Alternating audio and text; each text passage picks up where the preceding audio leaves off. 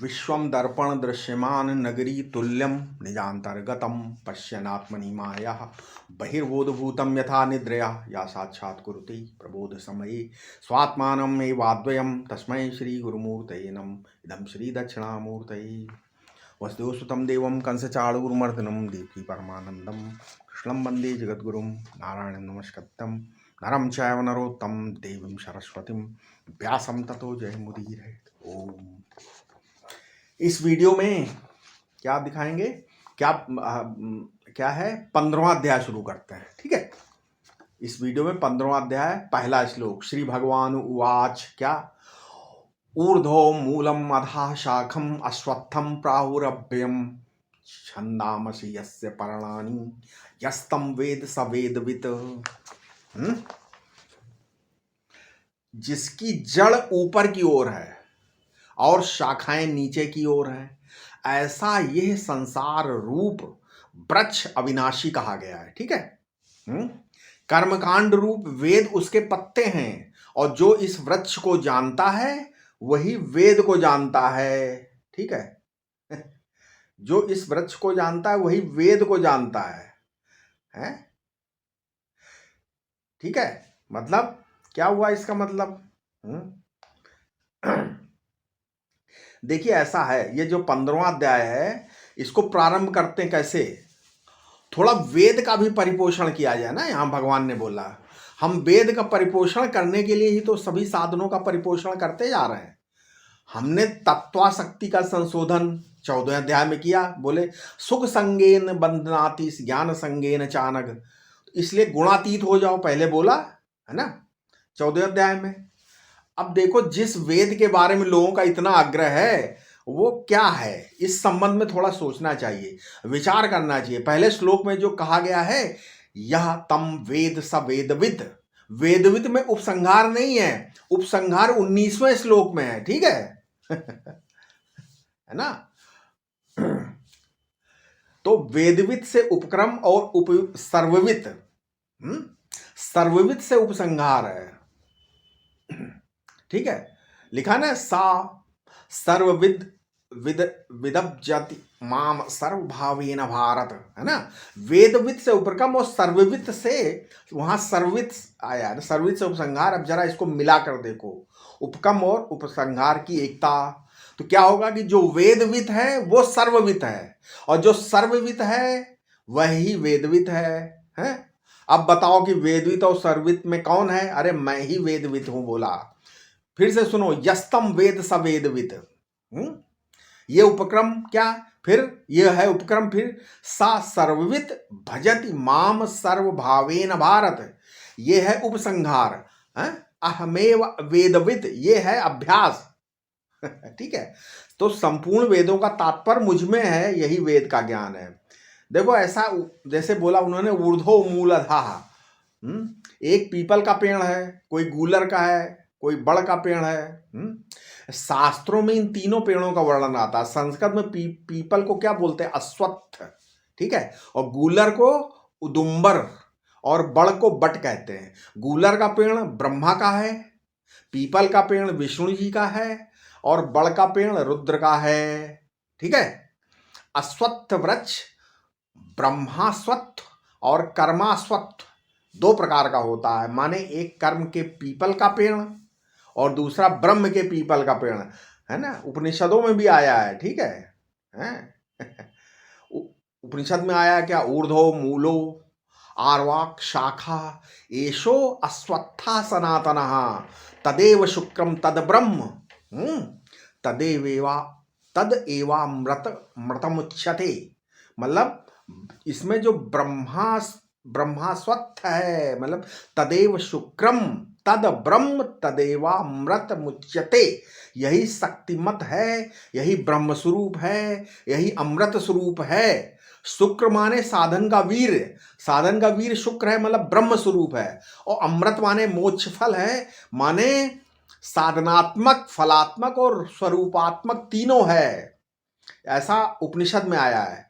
अच्छा, वेद में भी वर्णन है, ऋग्वेद के 10वें मंडल में आया क्या, वहां लिखा हुआ है अश्वत्थे यो निषदनम पर्णे वो वसतिस्कृतः, वसतिष्कृता, मतलब पीपल के पेड़ पर रह रहे हैं और उसके पत्ते पर आपका घर बना हुआ है, नगर बना हुआ है, तो बोले असत्वे अश्वत्थे निषदनम, मतलब पीपल के पेड़ पर तो भूत प्रेत रहते, लोग बोलते हैं पर्णे वो। अब वसतिष्कृता, ये जो हिलता हुआ उसका पत्ता है, उसी पर आपका घर नगर बना हुआ है, बोला वो भी कभी पानी के बूंद की तरह टपक सकता है। ये कर्मास्वत्थ है, इसमें आश्चर्य क्या है? इसलिए बोला है क्या, ऊर्ध्व मूलधः शाखम, इसकी जड़ ऊपर और शाखाएं नीचे हैं। सबसे ऊपर क्या है, ब्रह्म है और वो इसकी जड़ है। ऐसा पेड़ आपने देखा है? मैंने तो देखा है। हाँ, ऐसा पेड़ ही है कि जिसकी जड़ ऊपर, मूल ऊपर, शाखा नीचे। मैं वो पेड़ आपको यहीं दिखा सकता हूं, आप यहीं देख लीजिए। ये जो हम सबके शरीर हैं, ये क्या है, इनके हाथ नीचे लटक रहे हैं कि नहीं, पांव नीचे लटक रहे हैं कि ये क्या आधा शाखम है कि नहीं है ना आधा शाखम। इनका ऊर्ध्व मूल कहाँ है, वो सिर की ओर है? आपने देख लिया, ये देखा कि नहीं? तो ये शरीर क्या है, ऊर्ध्व मूलम अधा शाखम, यही है। इसीलिए बोलते यथा पिंडे तथा ब्रह्मांडे, ब्रह्मलोक ऊपर है और वही इसका सिर है ना। ऊर्ध्व परमात्मा ही इसका मूल है और इसकी ब्रह्मलोकादि, रुद्रलोकादि शाखाएं वे नीचे की ओर फैली हुई हैं। इसलिए बोले अस्वत्थम। अस्वत्थ माने क्या होता है, ये कल तक रहने वाला नहीं, बदल जाएगा, है? सोवपि न तिष्ठति अस्वत्थम, ठीक है। असल में ये ब्रह्मास्वत्थ और कर्मास्वत्थ के मूल का वर्णन है। जैसे घोड़ा चतुष्पाद होता है, 4 पैर, वैसे ही अश्वत्थ है, अश्ववत तिष्ठति इति अश्वत्था। इसी तरह ब्रह्म होता है चतुष्पाद, नहीं, घोड़ा जब विश्राम करने लगता है 3 पांव रहता है और 1 पांव उठा लेता है। इसी तरह ब्रह्म के 3 पाद हैं, विश्व, तेजस, प्राग, ये क्या प्रपंच है। और जो चौथा पाद क्या है, तुरीय, है ना, मुंडकोपनिषद, मांडूक कारिका में दिया हुआ है सब, ठीक है, मुंड को। तो इसको उसने उठाकर अलग कर दिया, रख दिया। इसीलिए अश्ववत तिष्ठति इति अश्वत्था, मतलब इसके 3 पांव धरती पर हैं, 1 पांव प्रपंच से ऊपर है।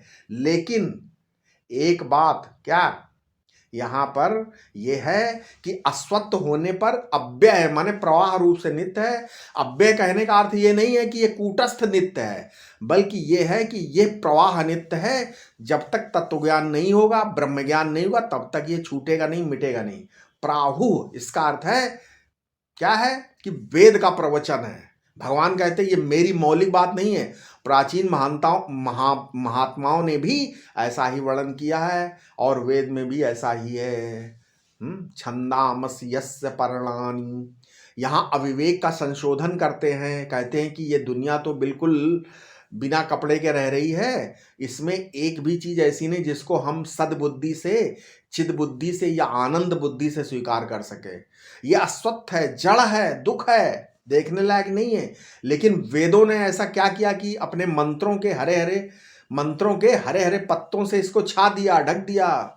उन्होंने ये स्वर्ग है, ये इंद्र है, ये देवता हैं, ये धर्म है, ये अधर्म है, इस प्रकार विभाग कर दिया। दिव्य है, अदिव्य का विभाग दुनिया में नहीं था। वेद ने इसमें धर्म और अधर्म बनाकर, आधा स्वर्ग बनाकर इसको ढक दिया। छादनात छंदामसी, मतलब अपने नंगेपन को, इसकी जड़ता को, इसकी असत्ता को, इसकी दुख रूपता को वेद ने विभाग करके ढक दिया है। वेद ने नहीं तो जैसा महात्मा लोग वर्णन क्या करते हैं, दुख हैं नहीं, क्षणिकम, ये दुख हैं, ये क्षणिक हैं, इसमें ना तो कोई काम करने लायक है और ना घर लाने लायक है। पर वेद ने इसकी छटनी करके 2 विभाग कर दिए। क्या, इसके जो दोष है उनको ढक दिया। उन्होंने क्षत्रियों से कहा, हे क्षत्रियो, यदि हिंसा करना हो तो घर के या बाहर के जो दुश्मन उनको मारने के लिए करो। ब्राह्मणों से कहा, भाई तुम कुछ जलाना चाहते हो, आग में स्वाहा जलाओ। इसी तरह वेद ने जो कामादि रूप दोष था उसको विवाह के द्वारा, और जो लोभ दोष था उसको व्यापार वाणिज्य के द्वारा ढक दिया। इसलिए बोलते छंदामस यस्य पर्णानि यस्तम वेद सवेदवित। इस ब्रह्मास्त्र और इस कर्मास्वत्थ को ठीक ठीक जो समझता है वही वेद का वेदता है। हमारे शरीर में कर्मास्वत्व है ना, हमारी कर्मेंद्रियां हैं, और ब्रह्मास्वत्व हमारा ज्ञान विभाग यानी ज्ञानेंद्रियां है, ठीक है। दोनों मिलाकर ही ये जीवन चलता है, ठीक है। जो इसको जानता है वही सही जानता है, ऐसा ऐसा बताया है भगवान ने, वही वेदवित है नहीं है। तो जैसे जड़ ऊपर की और शाखा नीचे की ओर बताए हैं, क्योंकि आत्मा से सबसे पहले क्या अव्यक्त, इसको दूसरे ढंग से ऐसे समझो। अभी तो शरीर से बता, अभी क्या आत्मा में सबसे पहले क्या अव्यक्त मतलब प्रकृति हुई, उससे सांख्य का वर्णन, सांख्य के हिसाब से महातत्व हुआ, महातत्व से अहंकार, अहंकार से क्रमशः आकाश वायु आदि पंचभूत हुए। इन सबका मूल परमात्मा क्या है, सबसे ऊपर है और सबसे नीचे की ओर है, ठीक है। क्या है, ऊर्ध्व मूल और अधा शाखा इस वृक्ष को अश्वत्थ अर्थात कल न ठहरने वाला है, क्योंकि क्षणभंगुर है, एक क्षण भी विश्वास नहीं। इसलिए तुलसीदास जी ने कहा, जही जानत जग जाए हेराई और जागे जथा सपन भ्रम जाई। अर्थात इसको तत्वता जानने पर एक क्षण में नष्ट हो जाता है ये। इसमें भी इसे अव्यय अविनाशी कहा, क्योंकि इसको अव्यय अविनाशी इसलिए कहा क्योंकि नित्य प्रवाह रूप से है, ये समाप्त नहीं होता। अनादिकाल से इसकी परंपरा इसी प्रकार चली आ रही है, ये कभी समाप्त होने वाला नहीं है, ठीक है। क्यों? क्योंकि इसका मूल उसका परमात्मा अविनाशी, इसलिए ये वृक्ष भी अविनाशी है। अथवा ज्ञान होने पर भी अज्ञान ही का नाश होता है ना, संसार का नाश थोड़ी होता। जो तत्वज्ञानी है तो उसके अज्ञान का नाश हो गया, लेकिन ये संसार तो बना हुआ है, लेकिन वो जो कहते हो बना रहता, केवल ज्ञान दृष्टि से मिथ्या हो जाता, उसकी सत्ता नहीं रहती। ये इसका जानना यही है कि इसकी उत्पत्ति माइक है। जैसे 8वें श्लोक में 8वें श्लोक के 18वें अध्याय 8 के 18वें श्लोक में क्या है ना, क्या अव्यक्ताद व्यक्तया सर्वा प्रभवंती। अव्यक्त माया से उत्पन्न हुआ मन भी अव्यक्त है और ये सृष्टि मनोमयी है। अतः इसे मनोमात्र जानना ही इसे जो जानना है। जैसे नीम का बीज कड़वा होता है, उससे उत्पन्न हुए वृक्ष के पत्ते छिलके लकड़ी आदि कड़वे होते हैं ना। संसार का मूल परमात्मा आता है, वो भी परमात्मा स्वरूप है कि नहीं। श्रुति क्या कहती है, उपनिषद कहता, वेद कहता क्या, सर्वम खलविदम ब्रह्म ने नानास्ति किंचन। इस प्रकार जो तत्वता इसे भगवत स्वरूप से जानता है वही वेद को जानने वाला होता है, क्योंकि वेद का चरम तात्पर्य यही है। अब प्रश्न ये हो सकता है, जो वेदविद तो केवल वेदविद तो भगवान को जानने पर होना चाहिए, जो संसार को जानता है उसे वो कैसे वेदविद हो सकता है? नहीं। तो इसका उत्तर है, जाना तो संसार ही जाता है, लेकिन स्वस्वरूप तो जाना नहीं जाता। जिसका ये अनुभव है कि संसार मुझसे भिन्न और मुझ में है, दोनों हमसे अलग है लेकिन फिर भी मुझ में है, सब कुछ मैं ही हूं, ये सबका अत्यंता भाव है। केवल मैं ही हूं, वही संसार को जानना है, और वही तत्वविद ऐसा जो जानता वो वेदविद है। अच्छा, ये एक और है कि सबका अत्यंता अभाव है, तो इसका क्या तात्पर्य है? इसका उत्तर है, घटपट आदि पदार्थों के अभाव का तो भास होता है, किंतु दृश्य के अभाव का भास नहीं होता। इसलिए उनके अभाव को प्राग भाव आदि कहा गया है, किंतु दृश्याभाव को तो अत्यंता भाव कहा जाता। व्यवहारिक दृष्टि से दृश्य का कभी अभाव नहीं होता, किंतु विचार दृष्टि से कभी हुआ ही नहीं। और जो कभी हुआ नहीं उसका अभाव भी कैसे होगा? अभाव का भी अभाव होने के कारण उसका अत्यंता भाव है, इसकी प्रतीति नहीं होती, अनुभूति होती, ठीक है। और ऐसी अनुभूति होने पर जो त्रिपुटी है, ज्ञाता ज्ञान ज्ञेय का अभाव होकर सब कुछ अपना ही स्वरूप जान पड़ता है। एक और प्रश्न लोग पूछते हैं, बोलते हैं कि प्रतीति और अनुभूति में क्या अंतर है? तो प्रतीति इंद्रियों द्वारा होती, अनुभूति अपने द्वारा। इसीलिए प्रतीति का विषय सभी को भासता है, अनुभूति अपने को ही भासती है। अर्थात जो वस्तु सबको एक साथ भासे उसे प्रतीति कहते हैं, और जो अपने आप को ही भासे, अनुभव अपने आप को ही केवल अनुभव में आए, उसको अनुभव कहते हैं। ऐसा बोला गया है, ठीक है। ठीक है। इसलिए आश्चर्य की बात है ना यहाँ पर बोले ऐसा पेड़ दिखा देते हैं हम, भगवान ने ऐसा पेड़ दिखा दिया।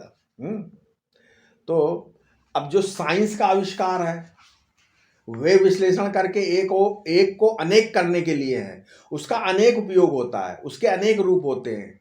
लेकिन ये जो भगवत लीला है ना, वो सबको एक बनाकर हमारे हृदय को राग द्वेष से रहित करने वाली होती है। वो भगवान की रचना है, ठीक है, भगवान ही कहते हैं ना, श्री भगवान उवाच, इसलिए है कि नहीं है। बौद्धों ने कहा विज्ञान का ही एक रूप है, नहीं, हम अपना हाथ झाड़ लेते हैं, हमारी बनाई नहीं है, चाहे किसी ने बनाई हो, किसी चीज ने बनाई हो, पर ये जो प्राकृत सृष्टि, ईश्वरीय सृष्टि है, ये हमारी बनाई हुई नहीं है। बस ये जो मेरा तेरा आता है, वो कहां से आता है, समझ में, ऐसा बोला है? अब इसलिए अब कृष्ण की रचना देखो, भगवान की रचना, उसको पक पक और भगवत प्राप्ति रोम रोम से भगवत आती है। एक ऐसी सृष्टि होती है जीव की बनाई हुई, एक को अनेक करने में सबसे ज्यादा सजीव निपुण है साइंस वाले, ठीक है। अब सांख्यवादी कहते हैं प्रकृति बनाई हुई है, वैशेषिकों ने कहा परमाणु की बनाई हुई, जैनों ने कहा पुद्गलों की बनाई हुई है। समझ में आया है?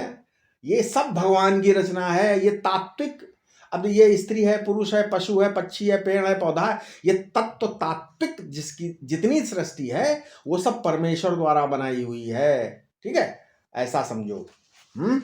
अब इसके आगे कौन सा श्लोक है, दूसरा श्लोक क्या है?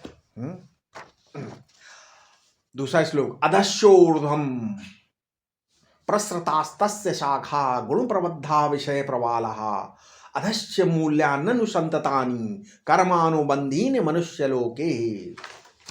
ठीक है, इस संसार वृक्ष की शाखाएं तीनों गुणों से वृद्धि को प्राप्त हो रही हैं तथा वो विषय रूप कोपलों से युक्त हो अतल वितल आदि नीचे के और भूर भुवः आदि ऊपर के लोकों में फैली हुई है। इसकी कर्मानुबंधनी जड़ें मनुष्य लोक में नीचे तक फैली हुई हैं। ठीक है, इसकी जड़ें कहाँ तक फैली हुई हैं, मतलब कर्म के अनुसार नीचे तक फैली हुई हैं, ऐसा। यानी उन्होंने बोला अधश्चोर्ध्वम् प्रसतास्तस्य शाखा, मतलब मनुष्य से लेकर जितने कीट पर्यंत तक इसकी शाखाएं फैली हुई हैं। इसमें सत्व रज तम तीनों गुण हैं, किसी में सत्व ज्यादा है, किसी में रज ज्यादा और किसी में तम ज्यादा है। ये तीनों गुण बट गए हुए हैं, ठीक है। विषय प्रवाला, विषय इसके लाल लाल पत्ते हैं जो देखने में तो बहुत बढ़िया लगते हैं, लेकिन इसमें स्वाद कुछ नहीं है, ठीक है। इसके बाद बोला है क्या, अधश्च मूल्यान्नु संततानि, वो गति कर्म के अनुसार होती है और इस मनुष्य लोक में प्राप्त होती है। जब अब एक प्रश्न उठा कि सच्चा है कि झूठा, यहां जगत के मिथ्यात्व का ही वर्णन है। इसको समझाने के लिए आगे का उन्होंने, इसको समझाने के लिए आगे का श्लोक बोला उन्होंने। क्या बोला? इसको समझाने के लिए आगे श्लोक बोला, तीसरा श्लोक क्या, ना रूपमस्येह तथोपलभ्यते, ना रूपमस्ये तथोपलभ्यते, नान्तो नाचार दिनम ना संप्रतिष्ठा अश्वत्थमेनम सुविरूढ़मूलम संग शस्त्रेण दृढ़ेन छित्त्वा। यानी क्या हुआ, उन्होंने बोला कि भाई किंतु विचार करने पर इस वृक्ष का वैसा रूप नहीं मिलता, न इसका आदि अंत का आधार है और न किसी आधार का ही पता चलता है। इस दृढ़ मूल वाले अश्वत्थ वृक्ष को असंगता रूप दृढ़ शस्त्र से छेदन कर दिया, ठीक है। ऐसा छित्त्वा, छेदन कर दिया, यानी क्या किया, अस्य रूपम, अब देखो, अस्य यथा रूपम दृश्यते तथा यह विचार काले न उपलब्धते, ऐसा इंद्रियों के द्वारा इसका जैसा रूप देखने में आता है विचार के समय में वैसी उपलब्धि नहीं होती। यहां जो रूप दिख रहा है वो है कुछ और दिख रहा है कुछ, है ना भाई, है कुछ और दिख कुछ रहा है, नहीं है? ना अंतो ना चार दिनम चा संप्रतिष्ठा, यानी ना इसका अंत दिखता है, ना इसका आदि दिखता और ना इसकी संप्रतिष्ठा दिखती है। ये तो बंध्यापुत्र के समान है जिसका न आदि है न अंत है और न संप्रतिष्ठा है। विचार काल में तो इसकी सिद्धि होती ही नहीं, इसलिए ये बंध्यापुत्रवत मिथ्या है। परंतु सुविरूढ़ मूलम, अज्ञान के कारण इसने अपनी जड़ बहुत गहराई तक जमाई हुई है। इसको काटने का क्या उपाय है? हैं? क्या है काटने का उपाय? इसका काटने का उपाय है असंग शस्त्रेण दृढ़ेन छित्त्वा, मतलब दृढ़ असंग, असंग शस्त्र के द्वारा इसको छिन्न भिन्न कर दो। मतलब किसी के साथ चिपको मत, असंगता है, संजन मत करो। देखो दोनों हथकड़ी हैं, चाहे लोहे की हो चाहे सोने की, बांधने वाली दोनों। इसलिए दुनिया में जिसको अच्छा कहते हो उसमें भी बंधोगे और जो बुरा कहते हो उसमें भी बंधोगे। इसलिए दोनों से अलग हो जाओ, अच्छाई और बुराई दोनों से।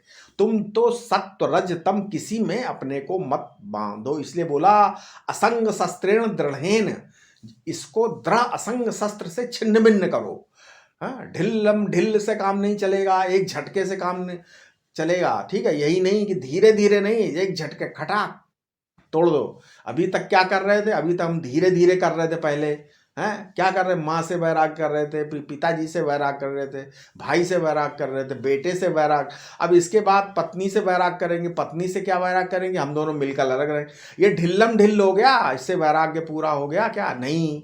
इसलिए ये जो ढिल्लम ढिल है इससे काम नहीं चलेगा। दृढ़ असंग शस्त्र से एक झटके खटाक से इसको आप काट दो। ठीक है, इसका मतलब ये है। अब इसका चौथा श्लोक क्या है? ततः पदम तत्पारमार, ततः पदम तत्पारमार्गितव्यम यस्मिन् गता निर्वतन्ति भूवः भूयः तमेव चाद्यं पुरुषं प्रपद्ये यतः प्रवृत्ति प्रसता पुराणी। प्रसता पुराणी। आगे क्या बोला उन्होंने बोला इससे छेदन, मतलब असंगता रूप दृढ़ से छेदन किया। फिर उस पद की खोज करनी चाहिए जहां जाकर फिर नहीं लौटते। मैं उस आदि पुरुष की वंदना करता हूं जिससे इस प्राचीन प्रवृत्ति का विस्तार हुआ है। ठीक है। अब इस संसार वृक्ष के स्वरूप का ज्ञान नहीं होता, क्योंकि ज्ञान तो किसी अन्य का होता है। संसार की तो कोई अन्य सत्ता नहीं, अन्य सत्ता ही नहीं है। नहीं, भाव वस्तु स्वसत्ता के से भिन्न नहीं होती, इसलिए उसका कोई आदि अंत और आधार भी दिखाई नहीं देता। इसकी जड़ें बिल्कुल दृढ़ हैं, इसलिए काटना कठिन। अतः विवेकवती बुद्धि से द्वारा असंगता रूप सुदृढ़ शस्त्र से इसका छेदन करने चाहिए। मतलब असंगता रूप शस्त्र द्वारा इसका छेदन करना चाहिए। ये है। बोला ततः पदम तत्परमार तत्परिमार गितव्यम, मतलब इस इधर का हिस्सा काटोगे नहीं तो ढूंढ नहीं सकते। तथा तथा तथा लिखा ना, तथा पदम, तथा माने छित्वा, तथा इस छेदन के पश्चात परिमार्गण करो, ढूंढो। किसको ढूंढो? उसको ढूंढो जहां जाकर लौटना नहीं पड़ता। ऐसे तो यहां जाने का रास्ता होगा, वहां से लौटने का रास्ता होगा, लेकिन यस्मिन गता न निर्वतन्ति भूया, कहते हैं ना वहां जाकर लौटना नहीं होता। इसलिए जब वहां से लौटना नहीं है तब असल में वहां जाना भी नहीं है। न कहीं जाना और न कहीं आना है, आवागमन दोनों नहीं है वहां। देखो, जब तक अन्वेष्टव्य आत्मा का विज्ञान नहीं हुआ तब तक हम प्रमाता हैं। और जब हम वो ढूंढा जाने वाला मिल जाता है, तब जो ढूंढ रहा था वो भी वही है। जो ढूंढ रहा है, आपे ढूंढे आप ढूंढावे, आपे ढूंढन हारी ओ आपे अमृत, आप अमृत घट पाई पीवन हारी। जो ढूंढ रहा था वो अपने को ही ढूंढ रहा था, और इसलिए जिसको ढूंढ रहा था वो जाने से नहीं मिला। और जब कहीं जाने से नहीं मिला तो कहीं से जाकर लौटना भी नहीं पड़ेगा। तो वो तो जहां हो वहीं है और वही है। जैसे नशे में मालूम पड़ता है कि खो गया है, लेकिन नशा उतरा तो न कहीं आना है न कहीं जाना। तमेव चाद्यम पुरुषम प्रपद्ये, इसलिए आओ हम आज उस आद्य पुरुष के प्रपन्न हो जाएं। ये आद्य पुरुष क्या है महाराज? वो कौन है? काल के आदि में, भूत के आदि में। अरे कभी काल का कभी भूत का आदि होता। आप कभी अक्ल लाकर, बुद्धि लाकर विचार करें कि जो अतीत है, काल है, उसका क्या आदि होता है? जब अतीत ही नहीं मिलेगा तो उसका आदि कहाँ से मिलेगा? अच्छा, पूर्व पश्चिम उत्तर दक्षिण कहाँ है? इनका आदि है? आदि होता नहीं तब कहाँ परमेश्वर मिलेगा। असल में बुद्धिमानी आपकी इसमें है कि जहाँ मन का आदि होता है, जहाँ से मन उठता है, मन का उत्थान होता है, और जहाँ से आपकी अहम वृत्ति उदय होती है, उसके साक्षी को ढूंढिए, उसके अधिष्ठान सबस्ट्रेटम को ढूंढिए।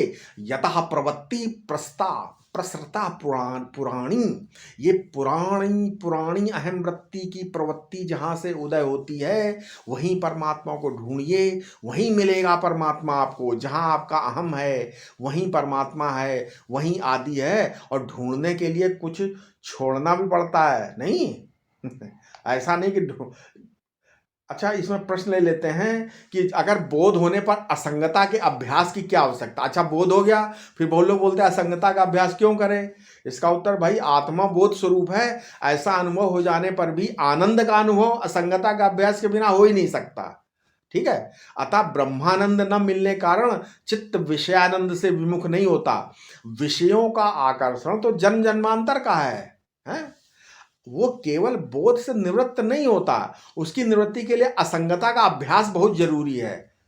उससे आत्मानंद की दृढ़ता होकर विषयों का आकर्षण भी समाप्त हो जाता है। फिर ये स्पष्ट होने अनुभव होता है कि ये चराचर दृश्य मरुभूमि, रेगिस्तान के जल के समान ही है, और मैं इसका दृष्टा हूँ। जब ये अभ्यास सुदृढ़ हो जाता है तो स्वप्न में भी वही भाव रहता है। जो मनुष्य मीट या मांस नहीं खाता, वो स्वप्न में भी मीट या मांस भक्षण नहीं करता। ठीक है, जो सच्चा ब्रह्मचारी है वो स्वप्न में भी ब्रह्मचारी रहता है। परंतु ऊपरी बातें बनाने वालों पर तो थोड़ी सी आपत्ति आ जाए तो सब ज्ञान भूल जाएंगे, नहीं। तो सच्चा ज्ञान तभी समझना चाहिए जब सिर पर दुखों का पहाड़ टूट पड़े, तब भी आपके ज्ञान निष्ठा में कोई अंतर ना आए। तो ये असंगता भी दो प्रकार की है, एक देह से और एक गेह से असंगता। मैं पंचकोशों से अतीत हूं, ऐसा अनुभव करना देह से असंगता है, तथा घर छोड़कर सन्यास आदि लेना या असंग हो जाना, यह गेह से असंगता है। इस प्रकार तुम पद का शोधन हो गया। अब चौथे श्लोक से तत्पद का शोधन करते हैं। इस संसार वृक्ष का असंग शस्त्र छेदन करने के पश्चात इस पद की खोज करनी, इसकी पद की खोज करनी चाहिए कि जहां फिर जाकर नहीं लौटते। वो पद है भगवान। तो भगवान क्या है, कहाँ है ना, ऐसा जानने की इच्छा ही उसकी खोज है। इस अवस्था में गुरुदेव महावाक्य का उपदेश करते हैं भगवान, उससे उस पद की प्राप्ति होती जहां लौटकर फिर संसार चक्र में नहीं आता। तो अब बताते हैं पांचवें श्लोक में। पांचवा श्लोक क्या है, उन्होंने बताया, निर्माण मोहा जित संग दोषा अध्यात्म नित्या विनिकृत कामहा द्वंद्वैर विमुक्ता सुख दुख संजैर गच्छन्ति मूढ़ा पदम व्यमतत। यानी जो मान और मोह से रहित है, जिन्होंने आसक्ति रूप दोष को जीत लिया है, जो निरंतर आत्मविचार में लगे हुए हैं, जिनकी कामनाएं दूर हो गई हैं, जो सुख दुख रूप द्वंद्व से मुक्त हो चुके हैं, वे विचारशील पुरुष ही उस पद को प्राप्त होते हैं। ठीक है, ऐसा बताया है। ठीक, यानी क्या है, निर्माण मोहा, मान और मोह जिसके निर्गत हो गए हैं, वो निर्माण मोह। पहले मान था और मोह भी था, परंतु अब दोनों को विदा कर दिया। कहो गच्छ गच्छ सुरश्रेष्ठ। लेकिन इतना ही कहा, इसके आगे नहीं बोलना कि पुनरागमनाय चा। हाँ, निकालो मान को, मोह को अपने घर में रख लो, ऐसा नहीं। देखो, मान होता अहम भाव की प्रधानता से और मोह होता है इदम भाव की प्रधानता से। इसलिए इदम और अहम दोनों में मान और मोह को निकाल दो। जित संग दोषा, बाहर की वस्तु जो होती है उसमें आसक्ति होती है, ये बाहर से आती है। अब जब बाहर आसक्ति नहीं, इदम का मोह नहीं और अहम का मान नहीं, तब अध्यात्म नित्या। जरा घेरे में आओ, शरीर से बाहर मत लिखो। बोले कामनाएं तो बहुत आती हैं, बाहर के काम बहुत आते हैं महाराज। तो आते हैं तो विनिवृत्त काम, इनको छोड़ देना चाहिए, बिल्कुल लौटा देना चाहिए। ललचाने के लिए जितने भी भोग आवे उनसे कह दो महाराज आप बाहर पधारिए कृपा करके। द्वंद्वैर विमुक्ता सुख दुख संगे। देखो, ज्यादा पाप पुण्य के चक्कर में पड़ो, ये द्वंद्व है तो क्या है, द्वौ द्वौ इति द्वंद्वः, पहला द्वंद्व है पाप पुण्य, दूसरा द्वंद्व है राग द्वेष, और तीसरा द्वंद्व है सुख दुख। सुख दुख ऐसे हैं जो इस जन्म में ही नहीं, स्वर्ग नरक स्वर्ग और जन्म में भी साथ नहीं छोड़ते। सुख दुख की गति बहुत है, इसलिए सुख दुख संज्ञक जो द्वंद्व है इनसे मुक्ति प्राप्त करो। ये नहीं कि कोई गलती हो गई, चींटी मर गई तो 12 वर्षों का प्रायश्चित ही करने, नहीं। जिसकी निष्ठा में अपनी इच्छा से दुख निवारण का सामर्थ्य नहीं है, उसकी निष्ठा कच्ची है, हैं? भगवान की याद करके उसका निवारण कर लो, तुम्हारी भक्ति निष्ठा पक्की है, ठीक है। इसी तरह यदि समाधि लगाकर दुख का निवारण कर लो, तुम्हारी योग निष्ठा पक्की है।